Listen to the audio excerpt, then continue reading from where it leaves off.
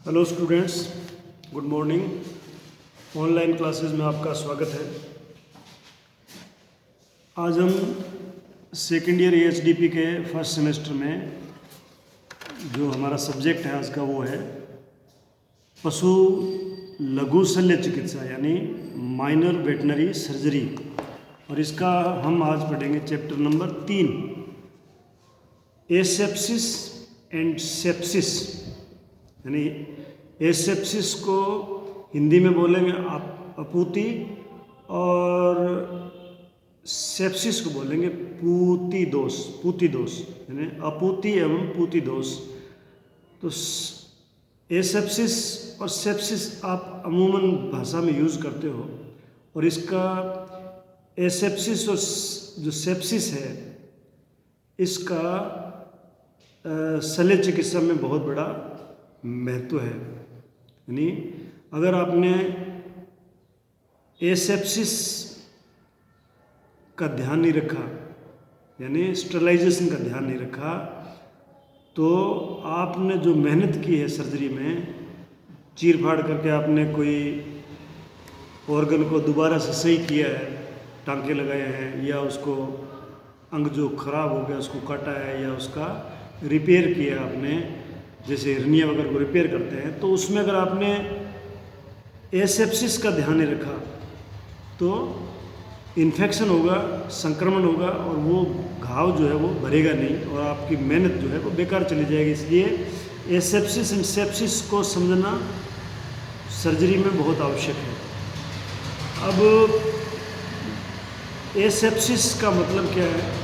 Sepsis का मतलब होता है संक्रमण, किसी इन्फेक्शन का होना सेप्सिस कहते हैं उसको। और एसेप्सिस का मतलब होता है संक्रमण रहित स्थिति, यानी जो रोग पैदा करने वाले सूक्ष्म जीव जो है, जैसे बैक्टीरिया है, वायरस है, फंगाई है, या उनके स्पोर्स है। बैक्टीरिया, वायरस, फंगाई के स्पोर यानी उनके बीजाणु जिसे बोलते हैं, अगर उससे आपने रहित कर दिया किसी स्थान को, या किसी ऑर्गन को, या किसी औजार को, तो उस कंडीशन को एसेप्सिस बोलते हैं। यानी संक्रमण रहित स्थिति अर्थात रोग उत्पन्न करने वाले सूक्ष्म जीवियों से मुक्त स्थिति को ही अपूती अथवा एसेप्सिस कहते हैं। तो ये आपको क्लियर होगा कि एसेप्सिस क्या होता है। एसेप्सिस की स्थिति प्राप्त करने के लिए हमें जो सर्जरी करते हैं उसकी प्रत्येक अवस्था में, सर्जरी जब हम करते हैं या शल्य चिकित्सा हम करते हैं, तो उसकी प्रत्येक अवस्था में निसंक्रमण यानी स्टरलाइजेशन का पूरा ध्यान रखते हैं, तब हमें जो एसेप्सिस की स्थिति प्राप्त होती है। एसेप्सिस का यानी संक्रमण रहित स्थिति का शल्य चिकित्सा में बहुत ज़्यादा महत्व है। इसका मूल आधार जो है वो स्टरलाइजेशन है, अर्थात निसंक्रमण का संबंध जो है, यानी स्टरलाइजेशन का संबंध जो है वो, उसका संबंध किन किन चीज़ों से सर्जरी में, निसंक्रमण या एसेप्सिस या स्टरलाइजेशन जिसे बोलते हैं। स्टरलाइजेशन आपने पहले निसंक्रमण के बारे में पूरा चैप्टर मैंने आपको पढ़ाया था, तब बताया था निसंक्रमण के बारे में कि निसंक्रमण क्या होता है, क्यों ज़रूरी है, उसके कौन कौन से मेथड है, उसके लिए कौन कौन सी दवाइयाँ जो है वो यूज़ में ली जाती है निसंक्रमण के लिए। ये था आपको पहले मैं चैप्टर नंबर 2 में पढ़ा चुका हूँ पूरा।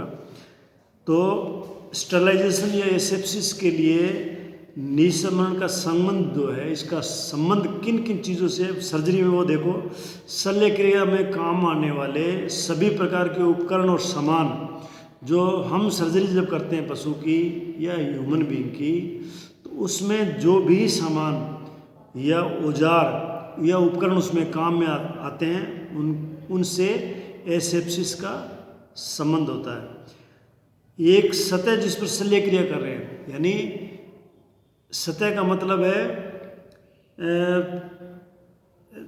जिस जगह पे जानवर को लेटा के हम ऑपरेशन कर रहे हैं, वो जगह और जिस जगह का ऑपरेशन कर रहे हैं, जगह का मतलब जहाँ पे अगर ऑपरेशन थिएटर में है या ओपन में है, वो जगह से मतलब है। और किस जगह का ऑपरेशन कर रहे हैं, इसका मतलब ये है कि हम उसके पैर का ऑपरेशन कर रहे हैं, कि उसके पेट का कर रहे हैं, कि उसके कान का कर रहे हैं, या उसके पूंछ का कर रहे हैं। तो उस जगह का भी संक्रमण से, निसंक्रमण से बहुत गहरा उसका संबंध है। और जो कपड़े सर्जन यानी जो सर्जरी कर रहा है, जो पशु चिकित्सक है या उसका सहायक है, उन्होंने जो कपड़े पहन रखे हैं उनका भी निसंक्रमण होना जरूरी है, उससे भी उसका संबंध है। यानी अब हम पढ़ते हैं, ये तो था निसंक्रमण या एसेप्सिस के बारे में। अब हम पढ़ते हैं सेप्सिस क्या है, यानी पूती, जिसको पूती बोलते हैं हिंदी में, या उसको बोलते हैं पूती दोष, या उसको पूयन भी बोलते हैं, पूयन। यानी सेप्सिस को पूती, आपकी बुक में पूर्ति दिया हुआ है जो गलत है, इसको पूती कर लेना, रे को हटा लेना, जो ऊपर रे लगा रखा है वो उसको हटा लेना। तो ये सेप्सिस यानी पूती है। अगर आपने शल्य चिकित्सा करते समय जो ऊपर वाली चीज़ें मैंने बताई थी निसंक्रमण वाली, वो अगर आप ध्यान में नहीं रखोगे तो, या उसमें निसंक्रमण में व्यवधान पैदा हो जाएगा, तो उसमें इन्फेक्शन हो जाएगा, यानी संक्रमण हो जाएगा। यानी उस जगह पे जहाँ आप ऑपरेशन कर रहे हो, जिस जगह पे ऑपरेशन कर रहे हो, वहाँ पे बैक्टीरिया, वायरस, फंगाई और उसके स्पोर का आक्रमण हो जाएगा। और जब उनका आक्रमण हो जाए तो वहाँ पे इन्फेक्शन हो जाएगा, इन्फेक्शन हो जाएगा तो वहाँ पे मवाद बन जाएगी, पस। यानी वो इन्फेक्शन जो है, वो आपने जिस घाव का ऑपरेशन किया है, जिस जगह का ऑपरेशन किया है, उसके जो टिश्यू टूटे हैं, उत तक जहाँ पे उनका जो सर्जरी से टूटे हैं, उन पे वो अटैक करेंगे, बैक्टीरिया, वायरस और फंगाई। और फिर वो वहाँ की सेल जो है उनको मार देगी। और वो जब सेल मरेगी तो वहाँ पे पस बन जाएगी, मवाद जिसे बोलते हैं। और उस स्थिति को ही पूती या सेप्सिस बोलते हैं। उस कंडीशन को क्या बोलते हैं, सेप्सिस। और उस जब ये इन्फेक्शन जो है वो ब्लड में पहुंच जाता है तो सेप्टिक बोलते हैं, सेप्टिक। अब शल्य चिकित्सक का मतलब है जो चिकित्सक शल्य क्रिया करता है, यानी ऑपरेशन करता है, उसको क्या चीज़ें ध्यान रखनी चाहिए। शल्य चिकित्सक को किस चीज़ों का ध्यान रखना चाहिए, तो उसको जो चीज़ें ध्यान रखना चाहिए एसेप्सिस के लिए, वो है जहाँ भी शल्य क्रिया कर रहे हो, चाहे वो आप जिस स्थान पे कर रहे हो, चाहे वो भवन में हो या वो ओपन में हो। ज़्यादातर जानवरों का ऑपरेशन जो है वो ओपन में करते हैं, खुले में। तो अगर भवन में कर रहे हो तो वो भवन जो है वो स्टरलाइज होना चाहिए, निसंक्रमित होना चाहिए। और अगर आप खुले में कर रहे हो तो वो स्थान भी साफ होना चाहिए, पानी वगैरह छिड़क लेना चाहिए, पहले मैंने आपको बता चुका हूँ मैं। और उसको स्टरलाइज कर लेना चाहिए उस जगह को, निसंक्रमण यानी निसंक्रमित होना चाहिए वो जगह। जिस ऑर्गन की या जिस अंग की आप शल्य क्रिया कर रहे हो, उस अंग के ऊपर की त्वचा को जो है साबुन से और एंटीसेप्टिक से रगड़ रगड़ कर साफ कर लेना चाहिए ऑपरेशन से पहले। जिस जगह का आप ऑपरेशन कर रहे हो, जैसे आगे वाले पैर का, पीछे वाले पैर का, कोई ट्यूमर का, किसी पूंछ का, पेट का, रूमनोटोमी जो भी कर रहे हो, तो उस जगह को निसंक्रमित यानी त्वचा को, उस जगह की त्वचा को साबुन से या एंटीसेप्टिक से रगड़ रगड़ के धो लेना चाहिए। शल्य चिकित्सक द्वारा जो भी उपकरण, औजार, पदार्थ या पहने हुए कपड़े, दस्ताने आदि, जो टोपी है वगैरह जो यूज करते हैं, वो सभी निसंक्रमित होनी चाहिए, स्टरलाइज होनी चाहिए। एसेप्सिस का मतलब है सेप्सिस रहित, सेप्टिक रहित, संक्रमण रहित।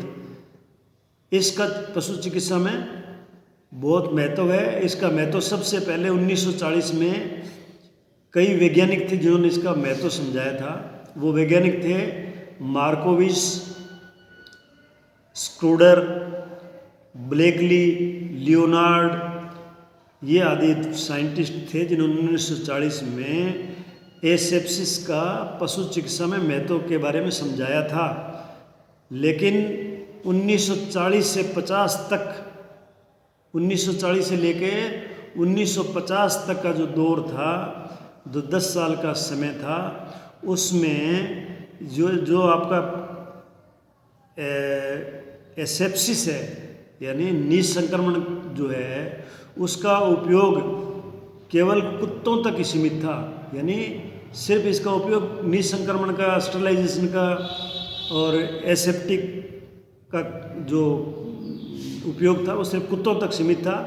बड़े पशुओं के में इसका उपयोग जो है वो 1960 के बाद आया। यानी 1960 में इसका उपयोग जो है वो बीकानेर वेटनरी कॉलेज में, जो पहले राजस्थान में वेटनरी कॉलेज एक ही था बीकानेर, और उस बीकानेर वेटनरी कॉलेज में सबसे पहले 1960 में जो है ये निसंक्रमण या स्टरलाइजेशन का उपयोग जो है, या इसका उपयोग जो है डॉक्टर रतन सिंह सोलंकी, वो सर्जरी के हेड होते थे रतन सिंह सोलंकी, क्योंकि ये वेटनरी कॉलेज जो बीकानेर का है ये 1954 में शुरू हुआ था, 1955 में शुरू हुआ था पहले।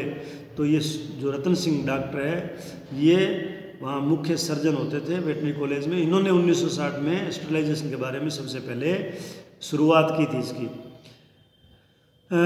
जो एसेप्सिस की स्थिति है, निसंक्रमण की स्थिति पैदा करते हैं हम, संक्रमण को ख़त्म करते हैं, उसको बोलते हैं एसेप्सिस की स्थिति। जो शल्य चिकित्सा के दौरान एसेप्सिस की स्थिति है वो किन किन बातों पर आधारित होती है, तो वो होती है एक तो रोगी पर, जिस पशु का हम ऑपरेशन करें उस पर, प्लस चिकित्सक पर, और एंटीसेप्टिक ड्रेसिंग, एंटीबायोटिक ड्रग्स आदि के उपयोग करने पर। ये तीन बातों पे उसकी स्थिति जो है वो निम्न तीन बातों पर आधारित होती है। रोगी पे कैसी होती है कि शल्य क्रिया के दौरान और बाद में, जब शल्य क्रिया से करते हैं उसके दौरान और उसके बाद में रोगी पशु के बारे में निम्न बातों का ध्यान रखना चाहिए। क्या? पशु के शरीर को जो है जहाँ ऑपरेशन करना है उसको साबुन और एंटीसेप्टिक से रगड़ रगड़ कर साफ करें, है ना। उस पर लगी धूल, मिट्टी, गोबर, जो भी चीज़ उस पर लगी हो उनको हटा देना चाहिए, रगड़ के साफ कर देना चाहिए।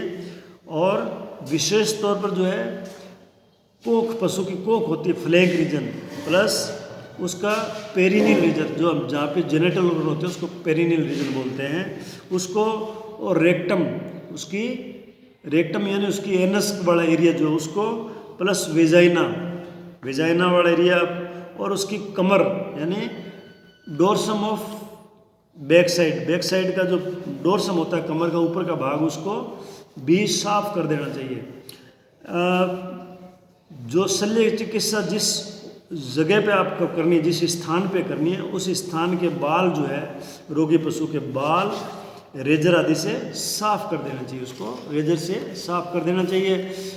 जिस स्थान पर आपको शल्य चिकित्सा करनी हो उस स्थान को किसी भी एंटीबायोटिक सॉल्यूशन को द्वारा कम से कम 4-5 बार रगड़ रगड़ के पानी से साफ कर देना चाहिए। उसको रगड़ के 4-5 बार रगड़ रगड़ के साफ करना चाहिए उस स्थान को जहाँ पे ऑपरेशन करना है, चाहे वो पेट का ऑपरेशन हो, चाहे वो पूंछ का हो, चाहे वो फ्लैंक रीजन का हो, चाहे वो बच्चेदानी का हो।